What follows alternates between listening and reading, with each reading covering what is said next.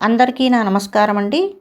ఈరోజు ధనుర్మాసం 14వ పాశురం సాహిత్యంతో మీ ముందుకు. ఈ పాశురంలో కూడా గోదాదేవి చెలికెత్తెను నిద్రలేపే సందర్భం ఇది.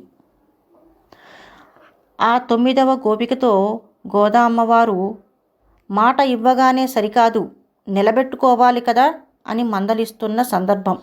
ఎందుకు అంటే ఈ గోపిక తెల్లవారుజామునే కృష్ణ భగవాన్ని పూజ చేయటానికి వెళ్ళాలి అని చెబితే మీదే ఆలస్యం నాదే ఉంది అని అన్న సందర్భం కాబట్టి ఇలా గోదాదేవి గోపికను మందలిస్తూ ఉన్న సందర్భంలో ఉంది.